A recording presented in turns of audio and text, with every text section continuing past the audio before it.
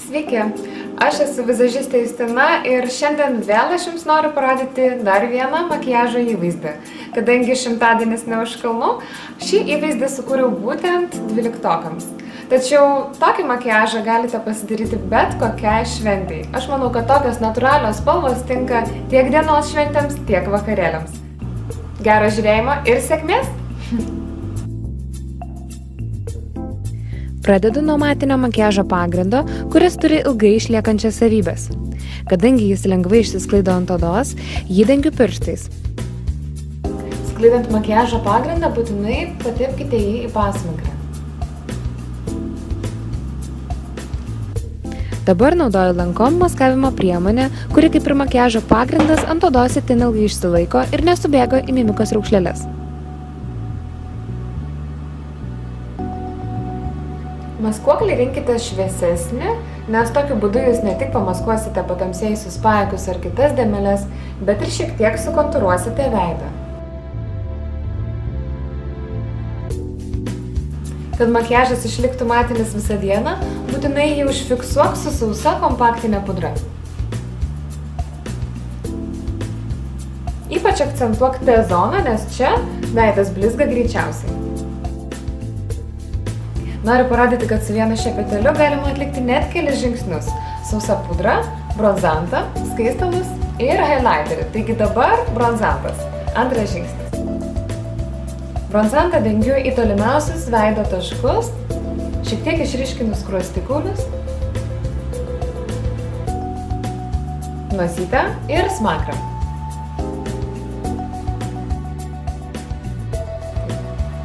Patepu šepetėlį į skaistalų pusę ir lengvai sukamaisiais judesiais padengiu skaistalus į iškiliausias skruostikaulių vietas. Veidas akimirksniu įgauna lengvą gaivumą. Na, o dabar suspaudžiu šepetėlį ir patepu į highlighterio pusę ir pablizginu skruostikaulių viršūnę. Highlighterį šiek tiek sujungiu su antakio kaulu. Merginos dažnai manęs klausia, ką daryti, kad nesubėgtų šešėliai į voko raukšleles. Aš rekomenduoju naudoti šešėlių pagrindą, kuris iš tiesų sulaiko šešėlius nuo subėgimo ir taip makiažas išsilaiko ilgiau. Kadangi šešėlius tepsime ne tik ant viršaus, bet ir apačioje, tai nepamirškime patepti šešėlių pagrindo ir ties apatinę blakstienų liniją.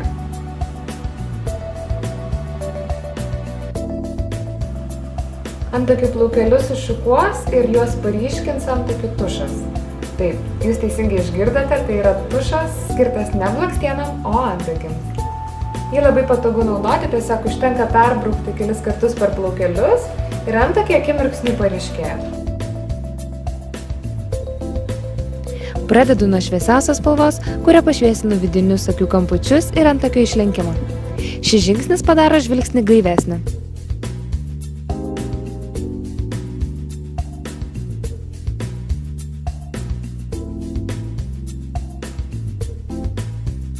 Dabar su švelnia ruda spalva padengiu visą voką nuo blakstienų iki akidubės. Ir galiausiai su didesniu sklaidimo šepetėliu išsklaidau šešėlį, kad jis atrodytų minkštas.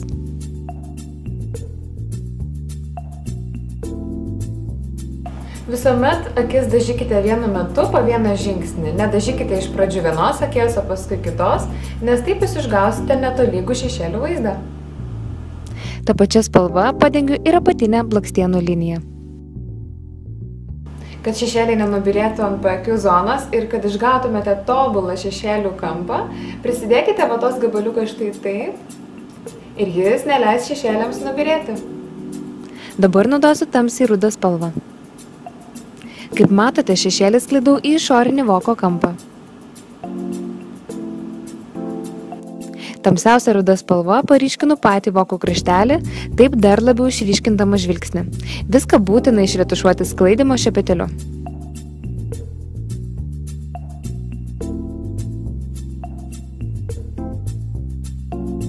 Kad lengviau būtų išsklaidyti šešėlių liniją, štai čia, paimkite kūno spalvos šešėlį ir ant viršaus linijos šiek tiek pasklaidykite. Taip šešėlių perėjimas atrodys natūralesnis. Dabar parodysiu triuką, kaip susikurti juodą liniją, nenaudojant akių apvado. Kreivu šepeteliu patepkite juodos spalvos ir veskite liniją palei blakstienas. Šis būdas puikiai tinka neįgudusioms rankoms.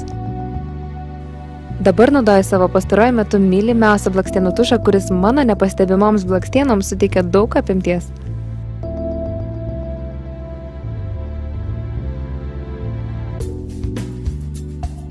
Dažnai manęs klausia merginos, kaip dažytis tušu, kad neišsiteptum vokų. Tiesiog visuomet veidrodėlį laikykite žemiau savęs, tada tikrai neišsitepsite vokų, nes akys įsitempia ir vokai neužkrenta.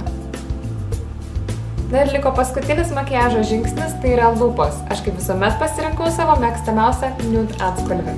Taigi pradedu nuo lūpų pieštuko. Pieštuku apvedu lūpas, kad jos įgautų formą, o to paties atspalvio lūpdažiu užpildau likusią lūpų dalį.